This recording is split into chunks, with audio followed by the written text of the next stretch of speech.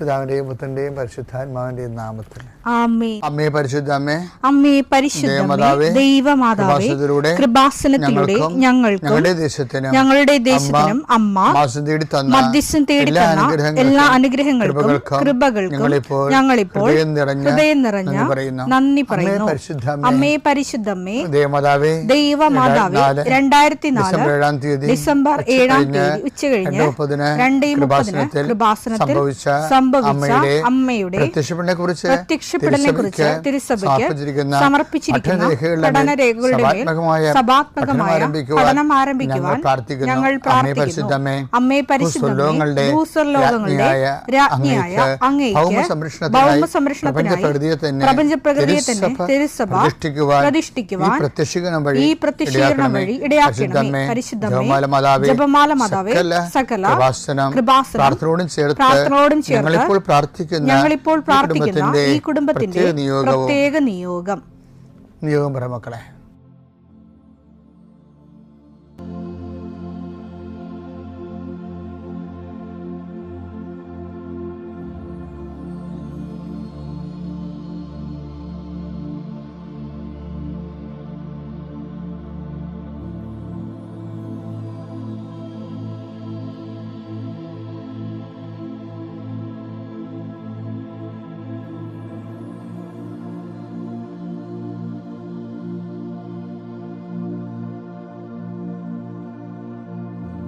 അമ്മയുടെ പ്രത്യക്ഷീകരണത്തിന്റെ ഈ അനുഗ്രഹവേളയിൽ ഞങ്ങൾക്ക് സാധിച്ചു തരുവാൻ കനിയണമേ. ആമേൻ. വിശ്വാസ പ്രമാണം. സർവശക്തനായ പിതാവും ആകാശത്തിന്റെയും ഭൂമിയുടെയും സൃഷ്ടാവുമായ ദൈവത്തിൽ ഞാൻ വിശ്വസിക്കുന്നു. അവിടുത്തെ ഏകപുത്രനും ഞങ്ങളുടെ കർത്താവുമായ ഈശോമിശിഹായിലും ഞാൻ വിശ്വസിക്കുന്നു. ഈ പുത്രൻ പരിശുദ്ധാത്മാവിനാൽ ഗർഭസ്ഥനായി കന്യകാമറിയത്തിൽ നിന്ന് പിറന്ന് പൊന്തിയോസ് പീലാത്തോസിന്റെ കാലത്ത് പീഡകൾ സഹിച്ച് കുരിശിൽ തറയ്ക്കപ്പെട്ട് മരിച്ച് അടക്കപ്പെട്ട് പാതാളങ്ങളിൽ ഇറങ്ങി മരിച്ചവരുടെ ഇടയിൽ നിന്ന് 3-ാം നാൾ ഉയർത്ത് സ്വർഗത്തിലേക്ക് എഴുന്നള്ളി സർവശക്തിയുള്ള പിതാവായ ദൈവത്തിന്റെ വലതുഭാഗത്തിരിക്കുന്നു. അവിടെ നിന്ന് ജീവിക്കുന്നവരെയും മരിച്ചവരെയും വിധിക്കുവാൻ വരുമെന്നും ഞാൻ വിശ്വസിക്കുന്നു. പരിശുദ്ധാത്മാവിലും ഞാൻ വിശ്വസിക്കുന്നു. വിശുദ്ധ കത്തോലിക്കാ സഭയിലും പുണ്യവാന്മാരുടെ ഐക്യത്തിലും പാപങ്ങളുടെ മോചനത്തിലും ശരീരത്തിന്റെ ഉയർപ്പിലും നിത്യമായ ജീവിതത്തിലും ഞാൻ വിശ്വസിക്കുന്നു. ആമേൻ. സ്വർഗ്ഗസ്ഥനായ ഞങ്ങളുടെ പിതാവേ, അങ്ങയുടെ നാമം പൂജിതമാകണമേ. അങ്ങയുടെ രാജ്യം വരണമേ. അങ്ങയുടെ തിരുമനസ് സ്വർഗത്തിലെ പോലെ ഭൂമിയിലും ആകണമേ. അന്നു വേണ്ടുന്ന ആഹാരം ഇന്ന് ഞങ്ങൾക്ക് തരണമേ. ഞങ്ങളോട് തെറ്റ് ചെയ്യുന്നവരോട് ഞങ്ങൾ ക്ഷമിക്കുന്നത് പോലെ ഞങ്ങളുടെ തെറ്റുകൾ ഞങ്ങളോടും ക്ഷമിക്കണമേ. ഞങ്ങളെ പ്രലോഭനത്തിൽ ഉൾപ്പെടുത്തരുതേ, തിന്മയിൽ ഞങ്ങൾ രക്ഷിക്കണമേ. ആമേൻ. നന്മ നിറഞ്ഞ മറിയമേ, സ്വസ്തി. കർത്താവ് അങ്ങയുടെ കൂടെ സ്ത്രീകളിൽ അങ്ങ് അനുഗ്രഹിക്കപ്പെട്ടവളാകുന്നു. അങ്ങയുടെ ഉദരത്തിൻ ഫലമായി ഈശോ അനുഗ്രഹിക്കപ്പെട്ടവനാകുന്നു. പരിശുദ്ധ മറിയമേ, തമ്പുരാന്റെ അമ്മേ, പാപികളായ ഞങ്ങൾക്ക് വേണ്ടി ഇപ്പോഴും ഞങ്ങളുടെ മരണസമയത്തും തമ്പുരാനോട് അപേക്ഷിക്കണമേ. ആമേൻ.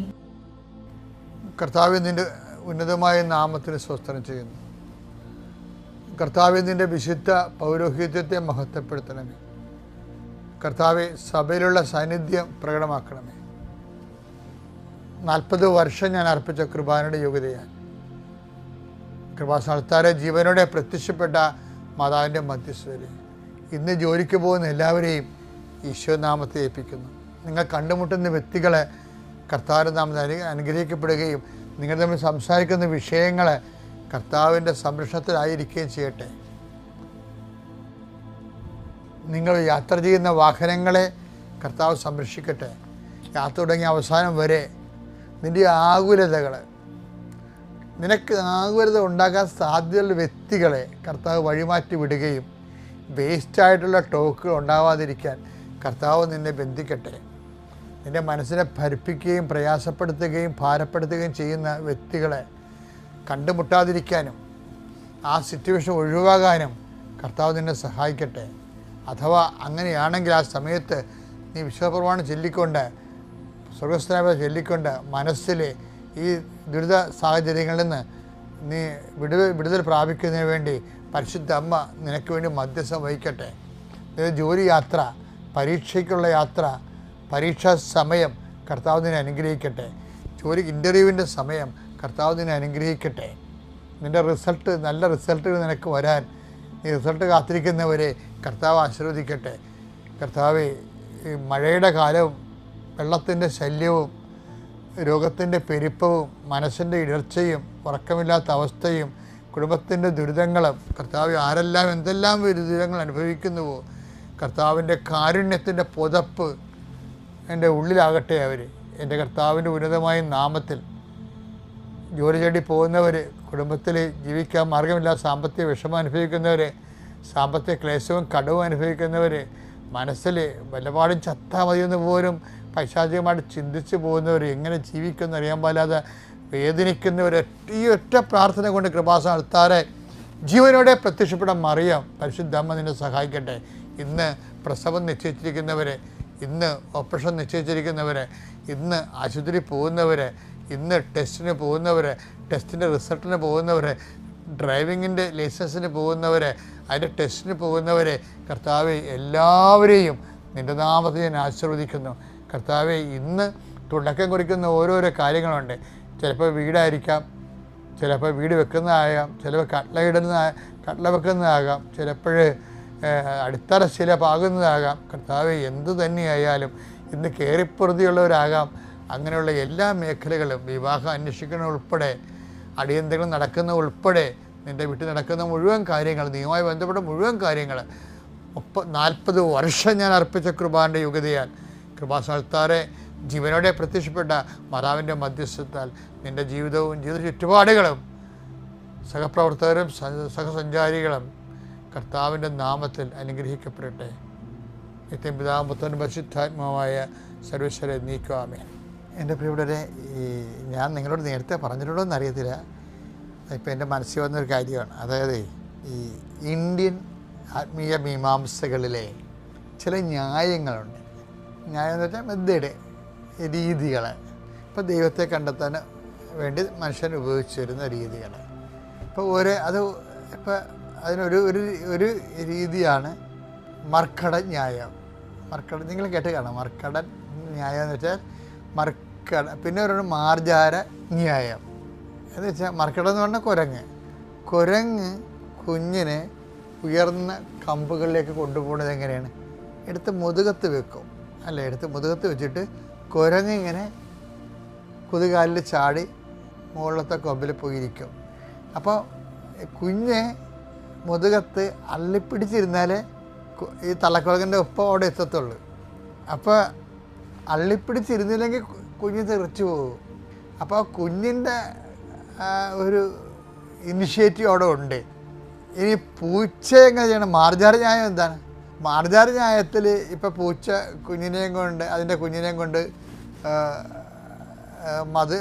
മച്ചും പുറത്തേക്ക് പോണത് മുതുകത്തിരുത്തിയല്ല, മറിച്ച് എങ്ങനെയാണ്? കടിച്ചോണ്ടാണ് പോണത്. അപ്പോൾ അവിടെ കൊച്ചിനൊന്നും ചെയ്യാനില്ല, അമ്മയാണ് എല്ലാം ചെയ്യണത്, അല്ലേ? തള്ളപ്പൂച്ചയാണ് കടിക്കണേ. ഇതിനെ മാർജാര ന്യായം എന്ന് പറയുന്നത്. ഇപ്പോൾ എന്താ അതിൻ്റെ ആപ്ലിക്കേഷൻ എന്ന് പറഞ്ഞാൽ എന്താണെന്ന് വെച്ച് കഴിഞ്ഞാൽ, നമ്മൾ ദൈവത്തിൻ്റെ ആത്മീയത വളരുന്നതിന് 2 ന്യായങ്ങൾ ഉപയോഗിക്കാം. കുരങ്ങിനെ പോലെ നമ്മൾ ദൈവത്തെ പിടിവിടാതെ വിശുദ്ധിയോടെ പരസ്യ പ്രവർത്തനങ്ങളോടെ ദൈവത്തിൽ അള്ളിപ്പിടിച്ചിരിക്കും, ദൈവം നമ്മളെ ഉയർത്തിക്കൊണ്ടുവരും. മറ്റത് നമ്മളൊന്നും ചെയ്യത്തില്ല, അവിടെ നമുക്ക് റോളില്ല, ഒരു ഭാഗം കഴിഞ്ഞാൽ പിന്നെ നമ്മളുടെ കഴിവിന് വലിയ അർത്ഥമില്ല. ദൈവം തന്നെ നമ്മളെ സഹായിക്കണം. ദൈവം തന്നെ, തള്ളപ്പൂച്ച തന്നെ കുഞ്ഞിനെ കടിച്ചുകൊണ്ട് പോകണം. അപ്പോൾ അതുപോലെ അവിടെ ദൈവത്തിനാണ് പ്രാധാന്യം. അതുകൊണ്ടാണ് ഈ നമ്മളിതിൽ ഇപ്പോൾ ചില വചനങ്ങളൊക്കെ ദൈവത്തിൻ്റെ മാത്രം ഈ മാർജാര ന്യായത്തിൽ ചെയ്തിരിക്കുന്ന കുറേ വചനങ്ങളുണ്ട്. ബൈബിളിലുണ്ടത്. ജെറമിയ 29:14 എടുത്തേ. നിങ്ങൾ എന്നെ കണ്ടെത്താൻ ഞാൻ ഇവിടെയാണ് മാർജാര ന്യായമാണത്. അതായത് ദൈവമാണ് ഇനിഷ്യേറ്റീവ് എടുക്കുന്നത്. നിങ്ങൾ എന്നെ കണ്ടെത്താൻ ഞാൻ ഇടയാക്കുമെന്ന് പറയണത്, അല്ലേ? അപ്പം നമ്മളെ ദൈവത്തെ ആഗ്രഹിച്ചാൽ ചില നമുക്ക് കണ്ടെത്താൻ ഒരു ടൈം കഴിഞ്ഞാലേ അത് ആത്മീയത വളർച്ചയുടെ ഒരു ഉയർന്ന ഘട്ടങ്ങളിൽ ഇത് വരണമെന്നാണ് തോന്നുന്നത്. അതായത് ദൈവം തന്നെ നമുക്ക് വെളിപ്പെടുത്തും. ഇപ്പോൾ എബ്രാഹത്തിനൊക്കെ അങ്ങനെയല്ല ചെയ്തത്. എബ്രാഹത്തിന് ദൈവത്തെക്കുറിച്ച് വലിയ കൺസെപ്റ്റ് ഇല്ലായിരുന്നില്ല. അപ്പം ആത്മീയതയുടെ ആദ്യഘട്ടത്തിലും അവസാന ഘട്ടത്തിൽ മാർജാറിയായമാണ് അപ്ലിക്കേഷൻ വരണത്. ആദ്യഘട്ടത്തിൽ എബ്രാഹത്തിന് അറിയത്തില്ല. ദൈവം തന്നെ വെളിപ്പെടുത്തിയപ്പോഴാണ് എബ്രാഹത്തിന് ദൈവത്തെ മനസ്സിലായത്. അപ്പം അങ്ങനെ ഒരു കണ്ടീഷനുണ്ട്. പക്ഷേ ഇന്ന് നമ്മുടെ മനസ്സിൽ ഒരു ആഗ്രഹം ഉണ്ടാകണം. എബ്രാഹത്തിനൊരു ആഗ്രഹം ഉണ്ടായിരുന്നു, അവിടെ ഈ മ്ലേച്ഛമായ ജീവിത രീതിയൊക്കെ ഏത് കാരണം. എബ്രാഹത്തിന് ഇതല്ല ജീവിതം എന്നുള്ള ഇതിനേക്കാൾ സത്യസന്ധമായ ഒരു ജീവിതത്തിൻ്റെ തീരത്തിലേക്ക് വരണം എന്ന് ആഗ്രഹിക്കുമ്പോഴാണ് ദൈവം പറയണത്, നിൻ്റെ മനസ്സിൽ ആഗ്രഹം പോലെ ഞാൻ നിന്നെ കൊണ്ടുപോകാം, ഞാൻ ചൂണ്ടിക്കാണിക്കുന്ന ദേശം നിനക്ക് തരാം, അവിടെ നീ പെരുകും, എൻ്റെ വചനമനുസരിച്ച് നിനക്ക് അവിടെ ജീവിക്കാം, അതാണ് നിൻ്റെ വാഗ്ദാന നാട് എന്നൊക്കെ പറയണത്. അത് ദൈവം ഇനിഷ്യേറ്റീവ് എടുക്കണതാണ്. അതുപോലെ ഈ പാപത്തിൻ്റെ കാര്യവും ഇങ്ങനെയാണ്. നമ്മളീ പാപത്തിന് അയ്യോ ദൈവമേ ഞാൻ പാപിയാണല്ലോ എന്നെ സഹായിക്കണേ, ഞാൻ ഇടയ്ക്കൊക്കെ പാപത്തിൽ വീഴുന്നുണ്ടല്ലോ, എന്നെ ആര് രക്ഷിക്കുമെന്നൊക്കെ പറഞ്ഞ് മനുഷ്യൻ്റെ അന്തരംഗത്തിൽ പ്രാർത്ഥനയില്ലേ, ആര് രക്ഷിക്കുമെന്ന്. റോമ 7:24 ഞാൻ ദുർഭകനായ മനുഷ്യൻ, അതെ, മരണത്തിന് അധീനമായ ഈ ശരീരത്തിൽ നിന്ന് എന്നെ ആര് മോചിപ്പിക്കും. അതാണ് അത് ഉള്ളിൽ നമുക്ക് പാപകരമായ അവസ്ഥയിൽ നിന്ന് ആരും മോചിപ്പിക്കും എന്ന് നമുക്ക് അന്തരാത്മാവിൽ ഒരു ആഗ്രഹം ഉണ്ടായാൽ ദൈവം നമ്മളെ സഹായിക്കും. ദൈവം നമ്മളെ സഹായിക്കാൻ ഇപ്പോൾ ഉദാഹരണത്തിന് സങ്കീർത്തനം 103:12 എടുത്തേ. കിഴക്കും പടിഞ്ഞാറും തമ്മിൽ ഉള്ളത്ര അകലത്തിൽ നമ്മുടെ പാപങ്ങളെ അവിടുന്ന് നമ്മിൽ നിന്ന് അകറ്റി നിർത്തി. അതാണ് വിഷയം. പാപങ്ങൾ ഇപ്പം ഞാൻ പാപത്തിലാണല്ലോ, പാപജീവിതത്തിൽ അകപ്പെടി, എൻ്റെ ചുറ്റുമുള്ള ആൾക്കാരെല്ലാം പാപികളാണല്ലോ. ഇപ്പം നീ ചെന്ന് കല്യാണം കഴിച്ച് ചെന്നൊക്കെ വീട് ഞായറാഴ്ച കുർബാന പോലും ഇല്ലാത്ത വീടായിരിക്കും. അവർക്ക് കുടുംബപ്രാർത്ഥനയൊക്കെ അത് ഷെയിമാണ്.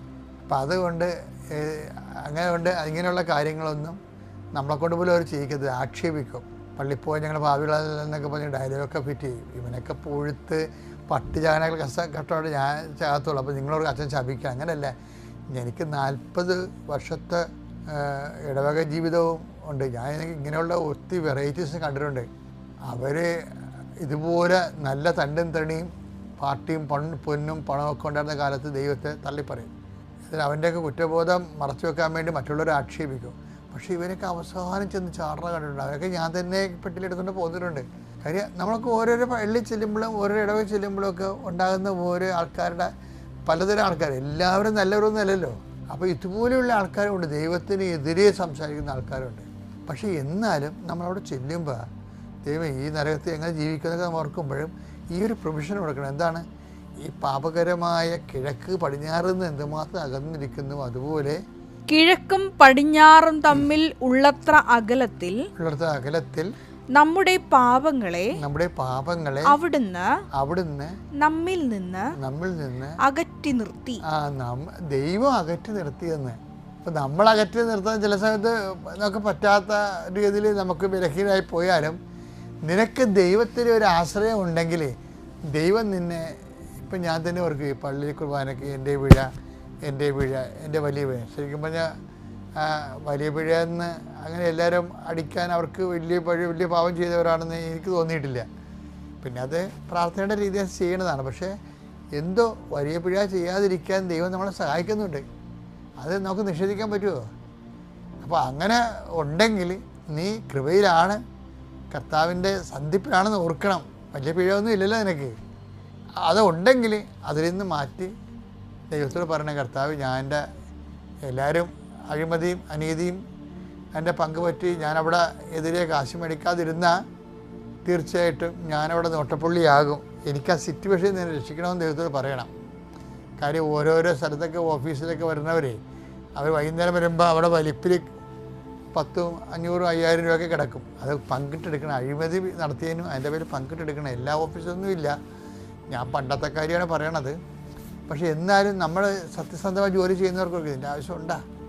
അവരുടെ പരപീഡയല്ലേ ഇത് എന്ന് വെച്ചാൽ ദൈവത്തോട് നമ്മൾ കണ്ണിനോട് പ്രാർത്ഥിച്ചാൽ ആ സിറ്റുവേഷൻ നമ്മളെ ദൈവം മാറ്റും. പക്ഷെ നമ്മൾ ആത്മാർത്ഥത്തോടെ ആഗ്രഹിക്കണം. കാര്യം ദൈവം മാറ്റും എന്നുള്ളതാണ് ഈ സങ്കീർത്തനം 3:12 ഞാനും അനേകം മക്കളുടെ ജീവിതത്തെ കണ്ടിരിക്കുന്നത്.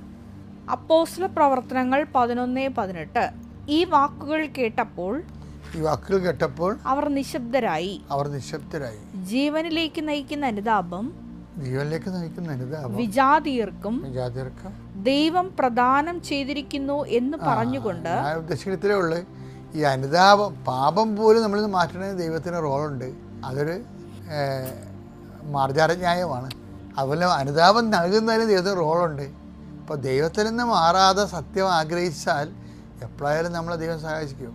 ദൈവം നിങ്ങളെ അനുഗ്രഹിക്കട്ടെ. പിതാവിൻ്റെയും പുത്രൻ്റെയും പരിശുദ്ധാത്മാവിൻ്റെയും നാമത്തിൽ. ആദ്യമായി തന്നെ പരിശുദ്ധ അമ്മ ജീവനോടെ പ്രത്യക്ഷപ്പെട്ട ഈ അൾത്താരയ്ക്ക് മുമ്പിൽ വന്ന് അമ്മയുടെ പ്രത്യക്ഷീകരണ സാക്ഷിയാക്കി ഞങ്ങളെ ഇവിടെ നിർത്തിയതിന് അമ്മയ്ക്കും തിരുക്കുമാരനും കോടാനുകോടി നന്ദി പറയുന്നു. എൻ്റെ പേര് വിജി. ഞാൻ പാലാരൂപതയിലെ 3 ഇടവകയിൽ നിന്ന് വരുന്നു. ഇതെൻ്റെ മോള് ഡോണ മാത്യു.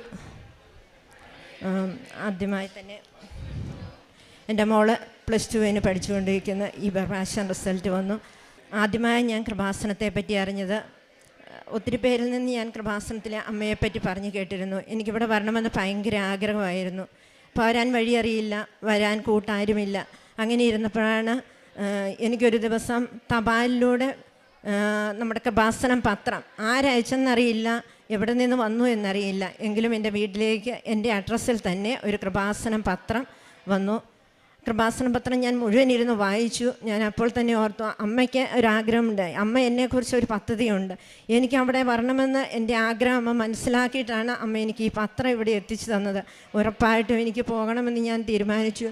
ഞാനും എൻ്റെ മൂത്ത മകളും കൂടെ അതിൽ നിന്ന് അഡ്രസ്സ് എടുത്ത് പലരോടായി ചോദിച്ച് മനസ്സിലാക്കി ഈ കൃപാസനത്തിൽ വന്നു. എൻ്റെ മൂത്ത മോളും ഞാനും ഉടമ്പടിയെടുത്തു. 2023 ഏപ്രിൽ 22 വന്ന് ഉടമ്പടിയെടുത്തു. അമ്മയോട് പ്രാർത്ഥിച്ച് തിരികെ പോയി. ആ ഉടമ്പടിയിലൂടെ എനിക്ക് എൻ്റെ മൂത്ത മോള് ജർമ്മനിയിലേക്ക് പോകുവാനുള്ള അവസരമുണ്ടായി. ഒത്തിരിയേറെ തടസ്സങ്ങളുണ്ടായിരുന്നു, എന്നാലും പെട്ടെന്ന് തന്നെ പോകാൻ പറ്റി. അതിൻ്റെ സാക്ഷ്യം ഞാൻ ഇതിനു മുമ്പ് ഇവിടെ വന്നു എന്ന് പറഞ്ഞു. രണ്ടാമതായിട്ട് ഞാനിവിടെ സാക്ഷ്യം പറയാൻ എനിക്ക് അമ്മ അവസരം തന്നു. എൻ്റെ ഈ മോള് +2 പഠിക്കുകയായിരുന്നു. ഒത്തിരിയേറെ പാടാണ് കുഞ്ഞിന് പഠിക്കുന്ന കാര്യങ്ങൾ ഓർത്തിരിക്കുന്നില്ല. പരീക്ഷാ ഹാളിൽ ചെല്ലുമ്പോൾ പഠിച്ച കാര്യങ്ങളൊന്നും ഓർക്കുന്നില്ല. ക്വസ്റ്റ്യൻ വായിക്കുമ്പോൾ ആൻസർ എന്ത് എഴുതണമെന്ന് മനസ്സിലാക്കാൻ പറ്റുന്നില്ല. അങ്ങനെ ഒരു അവസ്ഥയിലായിരുന്നു കുഞ്ഞ്. പല ദിവസങ്ങളിൽ പരീക്ഷ എഴുതി കരഞ്ഞുകൊണ്ടാണ് വീട്ടിൽ വരുന്നത്. റിസൾട്ട് വരുമ്പോൾ മാർക്സിനൊക്കെ നന്നായിട്ട് മാർക്ക് കുറവാണ്. അപ്പം ഞാനും മൂത്ത മോളും ഉടമ്പടിയിലായിരുന്നുകൊണ്ട് പ്രാർത്ഥിക്കുമ്പോൾ ഞങ്ങളുടെ കൂടെ കുഞ്ഞിനെ വിളിച്ചിരുത്തി 5:30 തന്നെ പ്രാർത്ഥനയിൽ കൂട്ടും. അപ്പം കുഞ്ഞ് പറയും, എനിക്കും ഉടമ്പടി എടുക്കണം അമ്മേ, എനിക്ക് ഉടമ്പടി എടുക്കണം. പക്ഷെ 18 വയസ്സായിട്ടേ ഉടമ്പടി എടുക്കാൻ പറ്റുമെന്നൊരു നിബന്ധനയുള്ളത് കൊണ്ട് കുഞ്ഞ് ഞങ്ങളുടെ കൂടെ തന്നെ പ്രാർത്ഥിച്ചു കൊണ്ടിരുന്നു. അങ്ങനെ ഈ പ്രാവശ്യം +2 പരീക്ഷ എഴുതുവാനായിട്ട് അച്ഛൻ്റെ അടുത്ത് വന്ന് പ്രാർത്ഥിക്കാനായിട്ട് വന്നു കഴിഞ്ഞപ്പോൾ +2 പഠിക്കുന്ന പിള്ളേരെ പ്രാർത്ഥിക്കണമെങ്കിൽ ഉടമ്പടി എടുക്കാമെന്ന് അച്ഛൻ പറഞ്ഞു. കുഞ്ഞിന് ഭയങ്കര സന്തോഷമായി. കുഞ്ഞ് ഉടമ്പടിയെടുത്തു. ഉടമ്പടിയിൽ ആദ്യത്തെ നിബന്ധന വെച്ചത് അമ്മയോടാണ്. അമ്മ എൻ്റെ കൂടെ ഉണ്ടെങ്കിൽ അമ്മ എനിക്കൊരടയാളം തന്ന് എന്നെ മുന്നോട്ട് നയിക്കണമേ എന്നാണ്. ഇവിടെ വന്ന് ഉടമ്പടിയെടുത്തു. അവിടെ ചെന്ന് കഴിഞ്ഞപ്പോൾ സിസ്റ്ററിൻ്റെ അടുത്ത് ചെന്ന് ഉടമ്പടി പത്രിക കൊടുത്തു കഴിഞ്ഞപ്പോൾ ആദ്യം തന്നെ എൻ്റെ കുഞ്ഞിന് അമ്മ മാതാവിനെ കയ്യിൽ കിട്ടി എന്നുള്ളതാണ് ഏറ്റവും വലിയ സാക്ഷ്യം. അമ്മ ആ നിമിഷം മുതൽ അമ്മ എൻ്റെ കുഞ്ഞിൻ്റെ കൂടെ ഉണ്ടായിരുന്നു. പരീക്ഷാ ഹാളിൽ പോകുമ്പോൾ വിശുദ്ധ തൈലം നെറ്റിയിൽ കുരിശ വരച്ച് പ്രാർത്ഥിച്ചാണ് കുഞ്ഞിറങ്ങുന്നത്. അതോടൊപ്പം തന്നെ ഉപ്പ് കയ്യിൽ കരുതി കൊണ്ടുപോയി ഓരോ നിമിഷവും പരീക്ഷാ ഹാളിൽ കയറുമ്പോൾ ക്വസ്റ്റ്യൻ കയ്യിൽ കിട്ടുമ്പോൾ ക്വസ്റ്റ്യൻ പേപ്പറിലും ആൻസർ പേപ്പറിലും ഉപ്പിട്ട് വിശുദ്ധ വിശ്വാസ പ്രമാണം ചൊല്ലി പ്രാർത്ഥിച്ചാണ് കുഞ്ഞ് പരീക്ഷ എഴുതാൻ തുടങ്ങുന്നത്. പരീക്ഷ എഴുതും, അറിയാവുന്നതുപോലെയൊക്കെ എഴുതും. അമ്മയെ എപ്പോഴും വിളിക്കും. ഒരു ആൻസർ അറിയത്തില്ലെങ്കിൽ അന്നേരം അമ്മയെ വിളിക്കും. അമ്മ എൻ്റെ കൂടെ നിൽക്കണമേ, എനിക്കൊന്നും അറിയത്തില്ല, ഞാൻ എഴുതി വെക്കുകയാണെന്ന് പറയും. അങ്ങനെ കുഞ്ഞ് പരീക്ഷ കഴിഞ്ഞിറങ്ങി. പാടാണ്. പരീക്ഷയ്ക്ക് അങ്ങനെയാകുമെന്ന് ഭയങ്കര ടെൻഷനായി. മാത്സ് ഭയങ്കര പാടായി വന്നു. ഫിസിക്സും കെമിസ്ട്രിയും പാടായി വന്നു. എന്നിട്ടും കുഞ്ഞ് പ്രാർത്ഥനയിൽ മുഴുകി. ഞാൻ എന്നോട് പറയുമ്പോഴൊക്കെ പറയാം, അമ്മയോട് പറഞ്ഞാൽ മതി, അമ്മ രക്ഷപ്പെടുത്തും. അങ്ങനെ പ്രാർത്ഥിച്ച് ഈ മാസം 22 റിസൾട്ട് വരുമെന്നറിയിച്ചു. അപ്പോൾ അതൊരു വെള്ളിയാഴ്ചയായിരുന്നു. അപ്പം ഞാൻ ഓർത്തു, അമ്മയുടെ ഒരു ദിവസം ഞങ്ങൾക്ക് ഒരടയാളമായി തരണമേ. 22 എന്നുള്ള റിസൾട്ട് വരുമെന്നുള്ളത് പിന്നീട് അത് 26 മാറ്റി. അതൊരു ചൊവ്വാഴ്ചയായിരുന്നു. അപ്പം തന്നെ ഞങ്ങൾക്ക് തോന്നി, അമ്മ അടയാളങ്ങളിലൂടെ ഞങ്ങളുടെ മുമ്പിൽ പ്രത്യക്ഷപ്പെടുകയാണല്ലോ അമ്മേ. അമ്മ കൂടെ ഉണ്ടാകണമേ. അമ്മയുടെ കയ്യിലുള്ള റിസൾട്ട് ഞങ്ങൾക്ക് നല്ലതിനായി ഭവിപ്പിക്കണമേ. അമ്മ ഏതായാലും 26 അമ്മയുടെ പ്രത്യക്ഷീകരണ സമയം 2:30 മണി കഴിഞ്ഞ് റിസൾട്ട് ഞങ്ങൾക്ക് കിട്ടി. 3 മണിയായപ്പോൾ ഫുൾ A+ഓടുകൂടി എൻ്റെ കുഞ്ഞിനെ അമ്മ കൈപിടിച്ചുയർത്തി എന്നുള്ളത് ഒരു വലിയ സാക്ഷ്യമാണ്. രണ്ടാമതായി അതിനുവേണ്ടി അമ്മയ്ക്കും തിരുക്കുമാരനും കോടാനുകോടി നന്ദി പറയുന്നു. അതുപോലെ തന്നെ രണ്ടാമതായി എൻ്റെ കുഞ്ഞിന് 4 വർഷമായിട്ട് ഛർദിലാണ്. ഏത് വകുപ്പിൽ വരുന്നു എന്ന് ഒരു തരത്തിലും അറിയാൻ പറ്റുന്നില്ല. പല ആശുപത്രികളിൽ കൊണ്ടുപോയി പല ഡോക്ടേഴ്സിനെ കാണിച്ചു. അവരെല്ലാ ടെസ്റ്റുകളും ചെയ്ത് സ്കാനിങ് നടത്തി. ഇതിലൂടെ ഒന്നും ഒരു കുഴപ്പവുമില്ല, കൊച്ചിൻ്റെ എല്ലാം നോർമലാണെന്ന് പറയുന്നു. എങ്കിലും അത് ഒരു മരുന്നും കൊടുക്കുന്നില്ല. ഗ്യാസിൻ്റെ ഗുളിക മാത്രം തന്ന് ഞങ്ങളെ വീട്ടിലേക്ക് പറഞ്ഞയക്കും. ഞങ്ങൾ വീട്ടിൽ വന്നു. പിറ്റേ ദിവസം ആകുമ്പോഴും ഭക്ഷണം കഴിച്ചതിന് ശേഷം വീണ്ടും ഛർദിയാണ്. ഇതെന്ത് പറ്റിയെന്ന് അറിയത്തില്ല. ഞങ്ങൾക്ക് സങ്കടമായി. ഞങ്ങളെന്നും വിശുദ്ധ തൈലവും വിശുദ്ധ ഉപ്പും കൊടുത്ത് ഞാൻ പ്രാർത്ഥിക്കും. അങ്ങനെ മോള് വന്ന് ഉടമ്പടി എടുത്തപ്പോൾ ഉടമ്പടിയിൽ ഒരു നിയോഗമായിട്ട് അതും വെച്ചു. ഇവിടെ വന്ന് ഉടമ്പടി എടുത്ത് ഈ മാർച്ച് 3-ാം തീയതിയാണ് ഉടമ്പടി എടുത്തത്. ഉടമ്പടിക്ക് വെച്ച നിയോഗമായിരുന്നത്.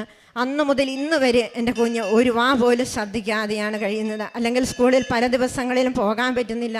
രാവിലേക്കും ഇച്ചിരി ഭക്ഷണം കഴിക്കും, അതപ്പോഴേ ശ്രദ്ധിച്ച് കുഞ്ഞിന് തളർച്ചയാണ്, പിന്നെ പോകാൻ പറ്റുന്നില്ല. ഇനി എല്ലാ ദിവസവും ക്ലാസ് മുടക്കണ്ടല്ലോ എന്നോർത്ത് സ്കൂളിലേക്ക് പറഞ്ഞയക്കും. ഉച്ചയാകുമ്പം ടീച്ചർ വിളിക്കും, മോൾക്ക് ഭയങ്കര ക്ഷീണമാണ്, അവൾക്ക് നേരെ നിൽക്കാൻ പറ്റുന്നില്ല, തലവേദനയാണ്, അവളെ വന്ന് കൂട്ടിക്കൊണ്ട് പോവുക. ഞാൻ ചെല്ലും, കൂട്ടിക്കൊണ്ടുവരും. വീട്ടിൽ വന്ന് 2 ദിവസം റെസ്റ്റ് എടുക്കും, വീണ്ടും സ്കൂളിലേക്ക് പറഞ്ഞു വിടും.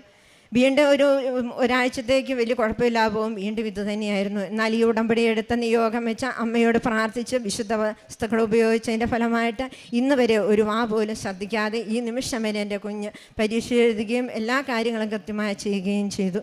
മൂന്നാമതായിട്ട് എനിക്ക് പറയാനുള്ളത്, ഞാൻ എൻ്റെ കുഞ്ഞിനെ പള്ളിയിൽ വേദപാഠത്തിന് കൊണ്ടുപോയി വിട്ടിട്ട് തിരിച്ചു വരുമ്പോൾ ഞാനൊരു സ്കൂട്ടറിനാണ് കൊണ്ടുവിടുന്നത്. തിരിച്ചു വന്ന വഴിക്ക് പള്ളി ഇച്ചിരി മുകളിലാണ് ഇരിക്കുന്നത്. അവിടുന്ന് തിരിച്ചു വന്ന വഴിക്ക് എൻ്റെ സ്കൂട്ടറിൻ്റെ ബ്രേക്ക് പോയി. ഒരു ബ്രേക്കല്ല, 2ാമത്തെ ബ്രേക്കും പൊട്ടിപ്പോയി. ആ ബ്രേക്ക് ആദ്യത്തെ ബ്രേക്ക് പൊട്ടിയതിൻ്റെ ഫലമായിട്ട് അതിൻ്റെ കേബിൾ വന്ന് ചുറ്റി 2ാമത്തെ ബ്രേക്കും സ്റ്റക്കായിപ്പോയി. ഒരു തരത്തിലും വണ്ടി പിടിച്ചിട്ട് നിൽക്കുന്നില്ല. ഭയങ്കര ഇറക്കമാണ്. നേരെ വന്ന് മെയിൻ റോഡിലേക്കാണ് കയറുന്നത്. ഞാൻ ആദ്യം ഒന്ന് ഓർത്തു, ഞാൻ ആകെ പകച്ചുപോയി. എനിക്ക് എന്ത് ചെയ്യണമെന്നറിയാത്ത അവസ്ഥ. എല്ലാവരും പിള്ളേരെ കൊണ്ട് സ്കൂളിൽ വിടാൻ വേണ്ടിയിട്ട് കാരണവന്മാരൊക്കെ വണ്ടിയും കൊണ്ട് വരുന്നുണ്ട്. അവർക്കിട്ടിരിക്കുമോ, എൻ്റെ അവസ്ഥ എന്താകുമോ എന്ന് ഞാൻ ഒരു നിമിഷം വെച്ചു. അമ്മ എന്നെ കാത്തുകൊള്ളണമേ എന്ന് മാത്രം പറഞ്ഞതേ എനിക്ക് ഓർമ്മയുള്ളൂ. അപ്പോൾ എന്നെ അവിടെ അമ്മ പറഞ്ഞു, നീ ധൈര്യമായിട്ട് നേരെ തന്നെ പൊക്കോ, നീ അവിടെ ചെല്ലുമ്പോൾ ഒരു ഗേറ്റുണ്ട്, ആ ഗേറ്റിലേക്ക് നീ ചാടി പിടിച്ചു എന്ന്. ഞാൻ ഇവിടെ വർഷങ്ങളായിട്ട്, ഞാൻ 25 വർഷമായി അവിടെ കല്യാണം കഴിച്ചു വന്നിട്ട് ഇത്രയും കാലമായിട്ട് ഞാൻ അവിടെ ഒരു ഗേറ്റ് കണ്ടിട്ടേ ഇല്ല. ഞാൻ എന്നും പള്ളിയിൽ പോകുമായിരുന്നു, എന്നാൽ പോലും ഞാൻ ആ ഗേറ്റ് അവിടെ കണ്ടിട്ടില്ല. പക്ഷേ എവിടെ നിന്ന് വന്നു എന്നറിയത്തില്ല. ഞാൻ നേരെ പോയി മെയിൻ റോഡ് ക്രോസ് ചെയ്താണ്. പല വണ്ടികൾ വരുന്നു. ഒരു കാറാണെങ്കിൽ വന്ന് തലനാരിഴയ്ക്ക് എന്നെ രക്ഷിച്ച മാതാവ്. ആ ഗേറ്റിൽ ഞാൻ പിടിച്ചു നിന്നു. എൻ്റെ വണ്ടി കറങ്ങിയടിച്ച് മെയിൻ റോഡിലേക്ക് പതിച്ചു. കണ്ടു നിന്നവർക്കെല്ലാം അതിശയമായി പോയി. ഇതെന്തൊരു അത്ഭുതമാണ്. ഈ അവസ്ഥയിൽ ഈ കൊച്ചു രക്ഷപ്പെട്ടത് വലിയൊരു ഭാഗ്യമായി തന്നെ കാണുമെന്ന് പറഞ്ഞു. എൻ്റെ അമ്മ എന്നെ കൈപിടിച്ച ആ ഗേറ്റിൽ കൊണ്ട് നിർത്തിയതാണ്. എൻ്റെ ശരീരത്തിൽ ഒരു പോറൽ പോലുമില്ല. ഞാൻ കൈപിടിച്ച് ആ ഗേറ്റിലേക്ക് പിടിച്ച് നിന്നു. വണ്ടി കറങ്ങിയടിച്ച് നിലത്ത് വീണെങ്കിലും എനിക്കൊരു പോറൽ പോലും സംഭവിച്ചില്ല. അമ്മയ്ക്കും തിരുക്കുമാരനും ഞാൻ കോടാനുകൂടി നന്ദി പറയുന്നു. ഞാൻ ഉറച്ചു വിശ്വസിക്കുന്നു, എൻ്റെ മാതാവാണ് എന്നെ ആ കരങ്ങൾ നീട്ടി എന്നെ ആ ഗേറ്റിൽ എത്തിച്ചതെന്ന് ഞാൻ ഉറച്ചു വിശ്വസിക്കുന്നു. മറ്റ് ഒത്തിരിയേറെ ചെറിയ അനുഭവങ്ങൾ അമ്മയിലൂടെ എനിക്ക് എന്നാണേലും ഏത് നിമിഷം വേണേലും എപ്പോൾ ഞങ്ങൾ പുറത്തിറങ്ങിയാലും അമ്മയുടെ രൂപത്തിന് മുമ്പിൽ ഒരു നിമിഷം പ്രാർത്ഥിക്കാതെ ഞാനോ എൻ്റെ കുഞ്ഞുങ്ങളോ എൻ്റെ ഭർത്താവോ ഇപ്പോൾ പുറത്തിറങ്ങാറില്ല. അങ്ങനെ ഉടമ്പടിക്ക് ശേഷം അങ്ങനെ ഒരു സംഭവം ഞങ്ങളുടെ വീട്ടിലുണ്ടായിട്ടില്ല. അതുപോലെ തന്നെ വണ്ടിയിൽ ഞാൻ മാതാവിൻ്റെ ഇവിടെ നിന്ന് കിട്ടിയ കൊന്തയും എൻ്റെ കഴുത്തിൽ കാശുരൂപവും ഉണ്ടായിരുന്നു. അമ്മയോട് പ്രാർത്ഥിച്ചിട്ട് മാത്രമാണ് ഞാൻ ഏത് നിമിഷവും ആ വണ്ടിയിൽ കയറുന്നത്. വണ്ടിയിൽ ഞാനൊരു കാശുരൂപം സ്ഥിരമായിട്ട് വെച്ചിട്ടുണ്ട്. അമ്മ എന്നെ കൈപിടിച്ച് ഉയർത്തി അമ്മയ്ക്കും തിരുക്കുമാരനും ഞാൻ 1000 നന്ദി പറയുന്നു. അതുപോലെ തന്നെ ഞാൻ കാരുണ്യ പ്രവൃത്തിയായിട്ട് കൃപാസനം പത്രം ഞാൻ ഇവിടെ വരുമ്പോഴെല്ലാം 3 കെട്ട് പത്രം മേടിക്കും. ഞാൻ വീട്ടിൽ ചെന്ന് വിശുദ്ധ തൈലമെടുത്ത് കുരിശ് വരച്ച് അത് കൊണ്ടുപോയി ക്രൈസ്തവർക്കും അക്രൈസ്തവർക്കും എനിക്കറിയാവുന്നവർക്കും അറിയാത്തവർക്കുമായി ഞാൻ എൻ്റെ അനുഭവങ്ങൾ പറഞ്ഞു തന്നെ ഞാൻ ആ പത്രം വിതരണം ചെയ്യും. അതുപോലെ ഞാനൊരു കുഞ്ഞ് ഉടമ്പടി എടുക്കുന്നതിന് മുമ്പാണേലും 1 കെട്ട് പത്രം ഞാൻ കൂടുതൽ എക്സ്ട്രാ വാങ്ങിക്കൊണ്ട് കുഞ്ഞിൻ്റെ കയ്യിൽ കൊടുക്കും. കുഞ്ഞിനെയും കൂട്ടിക്കൊണ്ട് പോകും. എല്ലാവരോടും പറഞ്ഞ് എൻ്റെ അമ്മ ഉടമ്പടി എടുത്തതാണ്, ഭയങ്കര അത്ഭുതമുള്ള മാതാവാണ് എന്ന് പറഞ്ഞ് എല്ലാവരോടും സാക്ഷ്യപ്പെടുത്തി ആ കുഞ്ഞിനെ കൊണ്ട് ഞാൻ പത്രം കൊടുപ്പിക്കുമായിരുന്നു. ഇപ്പോഴും ഞാൻ ആ പത്രം എല്ലാവർക്കും, ഇനി എനിക്ക് വരാൻ പറ്റാത്ത ഒരവസരമുണ്ടെങ്കിലും ആരെങ്കിലും വന്നാൽ പോലും ഞാൻ അവരെ കൊണ്ട് പത്രം മേടിച്ച് എനിക്ക് പറ്റുന്നിടത്തോളം പത്രം ഞാൻ മാക്സിമം കയ്യിൽ കിട്ടുന്ന എല്ലാ പത്രങ്ങളും ഞാൻ എല്ലാവർക്കും സാക്ഷ്യം പറഞ്ഞ് കൊടുക്കാൻ ശ്രദ്ധിക്കും. അതുപോലെ കാരുണ്യ പ്രവൃത്തിയായിട്ട് ഞങ്ങൾക്ക് പാലായിൽ തന്നെ ഒരു അഗതി മന്ദിരമുണ്ട്. അവിടെ പോയി എന്നെ പറ്റുന്ന എല്ലാ സഹായവും ഞാൻ ചെയ്യും. ഞാനൊരു നേഴ്സായിട്ടാണ് വർക്ക് ചെയ്യുന്നത്. അവിടെ വരുന്ന പേഷ്യൻസിന് ഞാൻ ചെയ്യുന്ന എൻ്റെ ഡ്യൂട്ടിയിൽ ഉൾപ്പെടാതെ തന്നെ ഞാൻ അവർക്ക് എന്നെ പറ്റുന്ന സഹായങ്ങളും വേണ്ടുന്ന സാഹചര്യങ്ങളും സഹായങ്ങളും എല്ലാം ചെയ്തു കൊടുക്കും. അതുപോലെ ഒരു നേരത്തെ ഭക്ഷണത്തിന് വകയില്ലാതെ വഴി സൈഡിലൊക്കെ ഇരിക്കുന്നവർക്ക് അർഹതപ്പെട്ടവരുടെ കൈകളിൽ എൻ്റെ ഭക്ഷണം എത്തിക്കണമേ എന്ന് മാതാവിനോട് പ്രാർത്ഥിച്ച് ഉപ്പിട്ട് ഞാൻ പൊതിച്ചോറ് കൊണ്ട് കൊടുക്കും. ഞാനും എൻ്റെ കുഞ്ഞിനെയും കൂട്ടും. ഞങ്ങൾ രണ്ടുപേരും കൂടെ പോയി പൊതിച്ചോറ് വിതരണം ചെയ്യും. അതുപോലെ ആത്മീയ ജീവിതം എന്ന് പറഞ്ഞാൽ ഞാൻ ഈ ഉടമ്പടി എടുത്തതിന് ശേഷം എല്ലാ ദിവസവും പള്ളിയിൽ പോയി വിശുദ്ധ കുർബാന സ്വീകരിച്ചതിന് ശേഷം മാത്രമേ ഞാൻ ഡ്യൂട്ടിക്ക് പോകാറുള്ളൂ. ഏതെങ്കിലും ഒരു കാരണവശാൽ ഒരു വർഷത്തിൽ 1-2 ദിവസം മാത്രമേ എനിക്ക് വിശുദ്ധ കുർബാനയിൽ പങ്കുകൊള്ളാതിരിക്കേണ്ടി വന്നിട്ടുള്ളൂ. അതിനും അമ്മ എന്നെ ഒരുപാട് അനുഗ്രഹിച്ചു. ഇതിനു മുമ്പ് ഞാൻ ഓർത്ത് വിശുദ്ധ കുർബാനയ്ക്ക് പോകാൻ എനിക്ക് സമയമില്ല എന്നായിരുന്നു. പക്ഷേ ഈ ഉടമ്പടിയിൽ വന്നതിന് ശേഷം അമ്മ എനിക്ക് വെളിപ്പെടുത്തി തന്നു, നിനക്ക് വിശുദ്ധ കുർബാനയിൽ പങ്കെടുത്തതിന് ശേഷം ബാക്കി കാര്യങ്ങൾ ചെയ്യാൻ സമയമുണ്ട്, നീ വിശുദ്ധ കുർബാനയിൽ പങ്കെടുക്കണമെന്ന് അമ്മ എനിക്ക് വെളിപ്പെടുത്തി തന്നു. അതുകൊണ്ട് ഞാൻ ഇന്ന് വരെയും ഈ ഉടമ്പടിക്ക് ശേഷം വിശുദ്ധ കുർബാന പങ്കെടുക്കാതെ ഒരു കാര്യവും ചെയ്യാറില്ല. പിന്നെ എല്ലാ ദിവസവും കുടുംബ പ്രാർത്ഥന, ചില ദിവസങ്ങളിൽ ഞങ്ങളുടെ വീടുകളിൽ തിരക്കാണെന്നും പറഞ്ഞാൽ അല്ലെങ്കിൽ ആരെങ്കിലും വിരുന്നുകാർ വന്നാലൊക്കെ ഞങ്ങൾ കുടുംബ പ്രാർത്ഥന മുടക്കുന്ന ഒരു സ്വഭാവം ഉണ്ടായിരുന്നു. ഇപ്പോൾ ആര് വന്നാലും എന്ത് വന്നാലും ഞങ്ങളുടെ സന്ധ്യാപ്രാർത്ഥന ഞങ്ങൾ ഒരിക്കലും മുടക്കാറില്ല. അത് വീട്ടിലുള്ള എല്ലാവരും വന്നതിന് ശേഷം എല്ലാവരും കൂടി ഒരുമിച്ചിരുന്ന സന്ധ്യാപ്രാർത്ഥനയിൽ പങ്കെടുക്കും.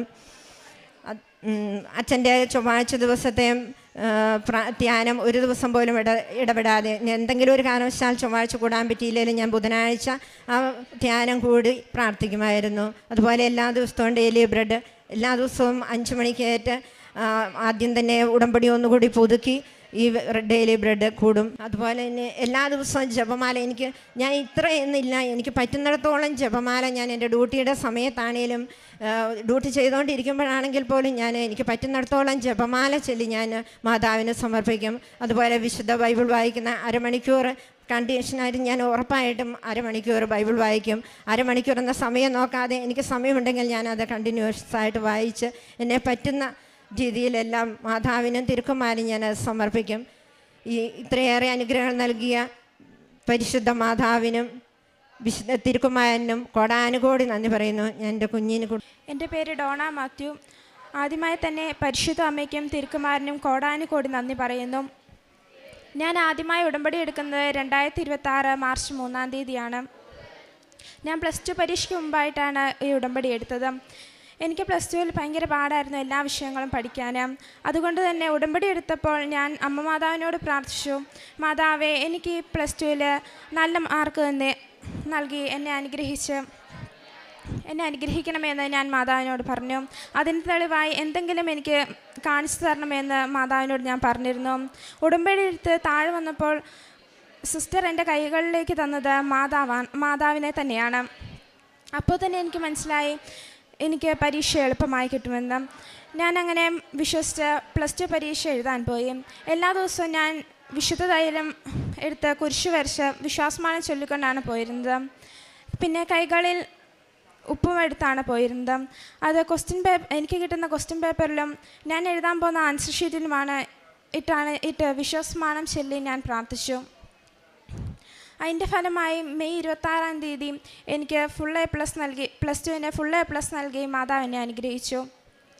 നമ്മുടെ കർത്താവായ യേശു ക്രിസ്തു വഴി നമുക്ക് വിജയം നൽകുന്ന ദൈവത്തിന് നന്ദി. കൊറിന്ത്യക്കാർക്ക് എഴുതിയ 1-ാം ലേഖനം 15-ാം അധ്യായം 57-ാം വചനമാണ്. നമ്മുടെ ജീവിതത്തിലെ യഥാർത്ഥ വിജയം നമ്മുടെ ശക്തിയിലല്ല, ദൈവത്തിൻ്റെ കൃപയാലാണ്. നമ്മുടെ ജീവിതത്തിൽ പല പ്രശ്നങ്ങളും ബുദ്ധിമുട്ടുകളും പ്രതിസന്ധികളുടെയും നടുവിൽ, ചിലപ്പോഴും ഉത്തരം ലഭിക്കാത്ത സാഹചര്യങ്ങളിൽ, സാമ്പത്തിക ബുദ്ധിമുട്ടുകളുടെ ഞെരുക്കങ്ങളിൽ, കുടുംബ പ്രശ്നങ്ങളിൽ, തോറ്റുപോകുന്ന എന്ന് തോന്നുന്ന എന്ന അവസ്ഥകളിൽ ഉടമ്പടിയിലൂടെ പരിശുദ്ധ അമ്മ, കൃപാസനം അമ്മ നമ്മുടെ ജീവിതത്തിൽ ഇടപെടുകയും അമ്മ നമ്മെ ആ ജയത്തിലേക്കാണ് നമ്മളെ കരം പിടിച്ച് നയിക്കുന്നത്. കർത്താവായ യേശു ക്രിസ്തുവാണ് നമുക്ക് വിജയം നൽകുന്നതെന്നും അവിടുത്തെ കൃപയിലാണ് നമ്മുടെ ശക്തി എന്നുമാണ് നമ്മൾക്ക് പറഞ്ഞു തരുന്നത്. ഉടമ്പടിയിൽ എല്ലാ ഉയർച്ചയും നമ്മുടെ ശക്തിയിലല്ല, ദൈവത്തിൻ്റെ കൃപയിലാണ് എന്നുള്ള ഒരു വലിയ സാക്ഷ്യമാണ് ബിജി മാത്യുവും മകൾ ഡോണ മാത്യുവും നമ്മളോട് ഷെയർ ചെയ്തത്. ആദ്യമായിട്ട് കൃപാസനത്തെ പറ്റി അറിയുന്നത് എവിടെ നിന്നോ വന്ന ഒരു തപാൽ പത്രം, കൃപാസനം അമ്മയുടെ പത്രമാണ് ഇവരുടെ കയ്യിലേക്ക് എത്തിയത്. ആരയച്ചു, എവിടെ നിന്ന് അയച്ചു, എങ്ങനെ അയച്ചു എന്നറിയില്ല. ഇപ്പോഴും അതവർക്കറിയില്ല. പക്ഷേ ഒരു കാര്യം അറിയാം, അത് അമ്മയുടെ ഇടപെടലിലൂടെ മാത്രം കിട്ടിയ തപാലിൽ കൂടെ വന്ന ഒരു പത്രമാണ് കൃപാസനം പത്രം. അമ്മ നേരിട്ട് ഇവരുടെ ജീവിതത്തിലേക്ക് അങ്ങോട്ട് കയറി ചെല്ലുന്ന ഒരു പ്രതീതിയാണ് ആ കൃപാസനം പത്രത്തിലൂടെ. അമ്മ തന്നെയാണ് ഇവിടെ കുടുംബത്തിലേക്ക് ചെന്നത്. അങ്ങനെ കൃപാസനം പത്രം വായിക്കുകയും പരിശുദ്ധ അമ്മയുടെ സന്നിധിയിൽ പരിശുദ്ധ അമ്മ ജീവനോടെ പ്രത്യക്ഷപ്പെട്ട ഈ ആലയത്തിലാണ് ഇവരെത്തിയത്. പിന്നീട് അങ്ങനെയാണ് അമ്മ ഉടമ്പടി എടുത്ത് പ്രാർത്ഥിക്കുന്നത്. ജീവിതത്തിൽ ഒത്തിരിയേറെ സംരക്ഷണം ഉണ്ടായിരുന്നു. എവിടെ പോയാലും എന്തിനു പോയാലും പരിശുദ്ധ അമ്മയുടെ ഒരു സംരക്ഷണം. സ്കൂട്ടറിൻ്റെ ബ്രേക്കില്ലാതെ പോയ നിമിഷങ്ങളിലും ഉടമ്പടിയിലിരുന്ന ഈ മകളുടെ കാതിലേതൊരു ശബ്ദമാണ് ഗേറ്റിൽ പിടിക്ക് എന്ന് പറയുന്നത്. എപ്പോഴും ആ വഴിയിലൂടെ തന്നെ പല പ്രാവശ്യം യാത്ര ചെയ്യുന്നുണ്ടായിരുന്നു. പക്ഷേ ഏത് ഗേറ്റ്, എന്ത് ഗേറ്റ് ഒന്നും അറിയില്ല. പക്ഷേ ആ ശബ്ദം ഇങ്ങനെ മുഴങ്ങിക്കൊണ്ടിരുന്നു. സ്കൂട്ടർ ബ്രേക്കില്ലാതെ പോയപ്പോഴും മെയിൻ റോഡിലേക്ക് പോവുകയാണ്, ഇറക്കമാണ്. ആ വഴിയിൽ കൂടെ ആ സ്കൂട്ടർ പോകുമ്പോഴും മനസ്സിലൊരു ശബ്ദമാണ് ഗേറ്റിൽ കയറി പിടിക്കുന്നത്. പക്ഷേ ഇയാൾക്ക് യാതൊരു ഓർമ്മയില്ല എവിടെയാണ് ഈ ഗേറ്റെന്ന്. പക്ഷേങ്കിൽ അങ്ങ് ചെന്നപ്പോഴാണ്, ഇറക്കത്തിലാണ് മനസ്സിലായത് ഏതോ ഒരു ഗേറ്റിൽ കയറി പിടിക്കുകയും വണ്ടി നേരിട്ട് പോവുകയും ഈ മകൾക്ക് ഒരു പോറൽ പോലും ഇല്ലാതെ ഈ മകൾക്ക് ഒരു വലിയൊരു സംരക്ഷണമാണ് ഈശോയും അമ്മയും കൊടുത്തത്. ഇതാണ് ഉടമ്പടി മക്കളുടെ ജീവിതത്തിൽ ദൈവ സാന്നിധ്യമാണ് ഇവരെ എപ്പോഴും എവിടെയും സംരക്ഷിക്കുന്നത്. പിന്നീട് കൊച്ചുമകൾ തന്നെ വന്ന് ഉടമ്പടി എടുക്കുകയാണ്. അതായത് 16-ാം വയസ്സിൽ നമുക്ക് ഉടമ്പടി എടുക്കാമെന്നുള്ള ഒരു പുതിയ അറിവ് ലഭിക്കുകയും മകൾ വന്ന് ഉടമ്പടി എടുക്കുകയും +2 പരീക്ഷയ്ക്ക് തീക്ഷ്ണതയോടെ പ്രാർത്ഥിക്കുകയും ചെയ്തതിൻ്റെ ഫലമായിട്ട് not by merit but by grace എന്നാണ് ദൈവത്തിൻ്റെ കൃപയാൽ ഫുൾ A+ നൽകിയാണ് ഈശോയും അമ്മയും മകൾ ഡോണയെ അനുഗ്രഹിച്ചത്. അതും ഈ മകൾ പറയുന്നത് പാസ്സാകാനായിട്ട് പ്രാർത്ഥിച്ച് ഒരു നല്ലൊരു അടയാളം അമ്മ എൻ്റെ കൂടെ ഉണ്ട് എന്നൊരു അടയാളവും ആഗ്രഹിച്ചു. അന്ന് ഉടമ്പടി എടുത്തപ്പോൾ അമ്മ മാതാവിൻ്റെ കൂടെ തന്നെ പ്രദക്ഷിണത്തിന് വരുവാൻ സാധിച്ചു. അമ്മയെ കയ്യിലേന്തിയാണ് അമ്മയുടെ സന്നിധിയിലേക്ക് വരാൻ സാധിച്ച അതിലൊരു വലിയൊരു അനുഗ്രഹമായിട്ടാണ് മകൾ സാക്ഷ്യപ്പെടുത്തുന്നത്. 4 വർഷത്തോളം നീണ്ടിരുന്ന ഒരു ഛർദി എന്ന രോഗമുണ്ടായിരുന്നു. പല ഹോസ്പിറ്റലിലും പോയി പല ട്രീറ്റ്മെൻറ്റ് ചെയ്തു. പക്ഷെങ്കിൽ പ്രയോജനമൊന്നുമില്ലായിരുന്നു. ഉടമ്പടി എടുത്ത് നേർച്ച വസ്തുക്കളായ ഉടമ്പടി തൈലവും വെഞ്ചരിച്ച ഉപ്പും വിശ്വാസ പ്രമാണം ചൊല്ലി ഉപയോഗിച്ചതിൻ്റെ ഫലമായിട്ടാണ് ഈ മകൾക്ക് പൂർണ്ണമായിട്ട് സൗഖ്യം ലഭിച്ചത്. അവിടെയും ദൈവത്തിൻ്റെ കൃപയാലാണ് പൂർണ്ണമായിട്ടും ഈ മകൾക്ക് സൗഖ്യം ലഭിച്ചതെന്നാണ് മകൾ സാക്ഷ്യപ്പെടുത്തുന്നത്. ഈ കുടുംബം ഈശോയുടെ അമ്മയോടും ചേർന്ന് നിൽക്കുമ്പോഴാണ് ദൈവത്തിൻ്റെ ആ സാന്നിധ്യവും ദൈവത്തിൻ്റെ ആ അനുഗ്രഹവും ഇവരുടെ ജീവിതത്തിലേക്ക് കടന്നു വരുന്നത്. നിയമാവർത്തനം 4:7 പറയുന്നത് പോലെ നാം വിളിച്ചപേക്ഷിക്കുമ്പോഴൊക്കെ നമ്മുടെ ദൈവമായ കർത്താവ് നമുക്ക് സമീപസ്ഥനായിരിക്കുന്നത് പോലെ ദൈവം ഇത്ര അടുത്തുള്ള വേറെ ഏത് ശ്രേഷ്ഠ ജനതയാണുള്ളതെന്നാണ്. നാം ഇന്ന് ഏറ്റവും ശ്രേഷ്ഠ ജനതയാണ് ഉടമ്പടി മക്കൾ. കാരണം വിളിക്കുമ്പോഴേ സമീപസ്ഥനാകുന്ന ഒരു ദൈവത്തിൻ്റെ കരങ്ങളിലേക്കാണ് നാം ഉടമ്പടി ചെയ്തിരിക്കുന്നത്. ആ ശ്രേഷ്ഠ ജനതയുടെ അനുഗ്രഹങ്ങളെ പറ്റിയാണ് ഓരോ മക്കളിവിടെ സാക്ഷ്യപ്പെടുത്തുന്നത്. ബിജിയും മകൾ ഡോണയും സാക്ഷ്യപ്പെടുത്തുന്നതും ആ ശ്രേഷ്ഠ ജനതയെന്ന ഉള്ള ഒരു ദൈവത്തിൻ്റെ അവകാശവും അനുഗ്രഹവുമാണ് ഇവിടെ ജീവിതത്തിൽ ലഭിച്ചിരിക്കുന്നത്. കർത്താവായ യേശു ക്രിസ്തു വഴി ഇവർക്ക് നൽകിയ ആ വിജയത്തിന് പരിശുദ്ധമ്മയുടെ പ്രത്യക്ഷീകരണത്തിൻ്റെ സാക്ഷിയായിട്ടാണ് ഇന്നീ മക്കൾ അമ്മയുടെ സന്നിധിയിൽ വന്നിരിക്കുന്നത്. നമ്മുടെ ജീവിതത്തിലും ഉടമ്പടി കൂടുതൽ വിശ്വസ്തയോടെ നിലനിൽക്കുവാനും കൃപാസനം അമ്മയുടെ കരം പിടിച്ച് ദൈവത്തിൻ്റെ കൃപയിലൂടെ ആ വിജയം ആ ജയം അനുഭവിക്കാൻ നമുക്ക് സാധിക്കട്ടെ എന്ന് പ്രാർത്ഥിച്ചുകൊണ്ടും ബിജി മാത്യുവിനും കുടുംബത്തിന് ലഭിച്ച ഈ വലിയ അനുഗ്രഹങ്ങൾക്ക് നമ്മൾക്ക് കരങ്ങളടിച്ച് ദൈവത്തെ മഹത്വപ്പെടുത്താം.